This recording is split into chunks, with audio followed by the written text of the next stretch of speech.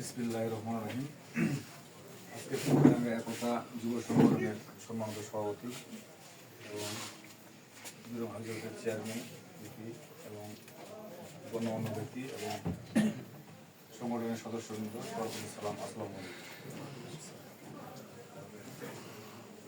বিষয়টা হলো জিনিসটা হয়েছে আমাদের পুরানা বাজারে। এটা একটা খুবই ভালো জিনিস হয়েছে। তো আমার জীবনের একটা ইতিহাস বলে অল্প ইতিহাসটা হলো, আমি বাসাতে পুরানা দোকানে আসতেছি, আসার পথে শুনতেছি আমাদের বাসার সামনে একটা গরিব মানুষ আছে, তার ছেলে বাসায় নাই, তার বৌমা বাসা নাই মনে হয়। তো ওখানে দেখতেছি দুই তিনটা লোক একসাথে দেখতেছে, আর দুদিনের লোক দেখতেছি যে এরকম ঘটনা, লোকটা অসুস্থ হয়ে পড়ে আছে, তার নেওয়ার মতো কোনো ব্যবস্থা নেই, কোনো টাকা পয়সা নাই। তা আমি গেলাম, এরপরে নজুবাই গেল, তারপর মনে হয় দুধ গেল নাকি, এই মমিনের মা তোর বউ আর কি, যাই গেছে নেওয়ার মতো 10টা টাকাও নাই। পরে আমি নজুবাই আলাপ করে যে এটা এবার ফেলা রাখা যাবে না, আমাদের একটা এলাকার একটা দায়িত্ব আছে।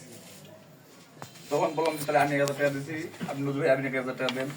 দুধ মনে 1000 টাকা দিল, কত দিল, আমি শুনে বললাম ও দিল 1000 টাকা, আলাল দিল 1000 টাকা, এমনি 10,000 টাকা ওটাই একটা মাইক্রো অনেক ব্যবস্থা করে অঙ্কুর পাঠাই দিল। তো এই জিনিসটা আমাদের সবারই একটা দায়িত্ব কর্তব্য আছে আমার এলাকার মধ্যে, যে এরকম একটা গরিব অসহায় ব্যক্তির পাশে আমার দাঁড়ানো দায়িত্ব কর্তব্য আছে আমাদের।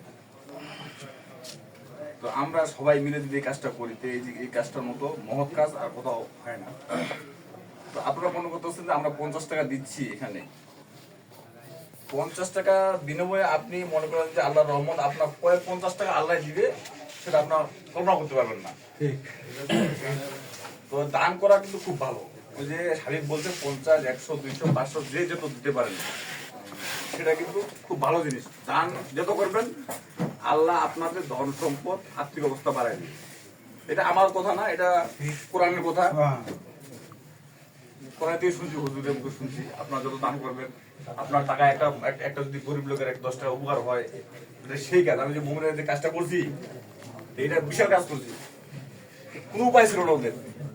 তারপর মারা যে গেল, তাও তাদের কোনো ব্যবস্থা ছিল না, ছিল এই দুধটা কিন্তু এই সম্পূর্ণ দায়িত্ব পালন করছে। মারা গেল তাও কিন্তু কিছু ছিল না, কাপড়টা কিন্তু এটা কাটো নাই। পরে নজুয়ে মানে কাপড় টাকাটা দিচ্ছে, আর আমরা সবাই মিলে তার দর ব্যবস্থা করে দিলাম, কিচ্ছু ছিল না। এই দুধের সব কিন্তু পরিচালনা করছে।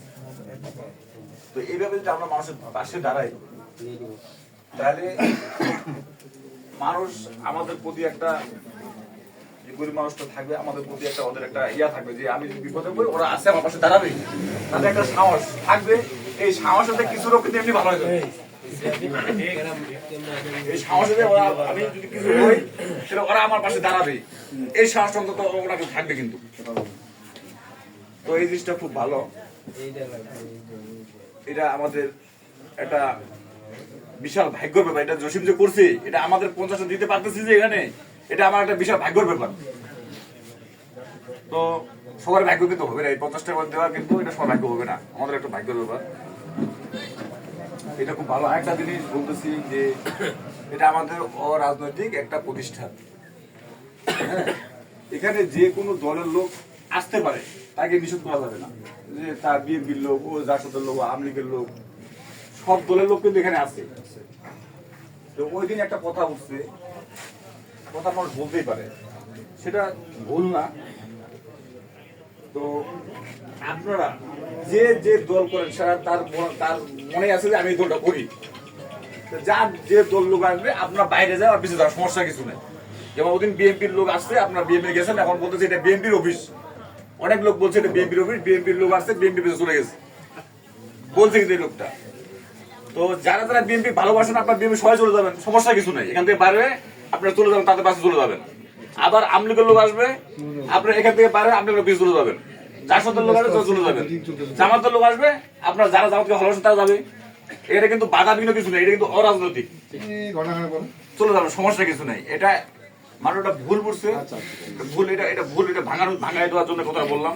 যে যে দল করে এখান থেকে বাইরে, আমাদের কিছু আর্থিক অবস্থা দরকার। যে আসবে ভাই আমাদের এটা বলতেছে, আপনি আর্থিক কত পারে যা পারেন দেন।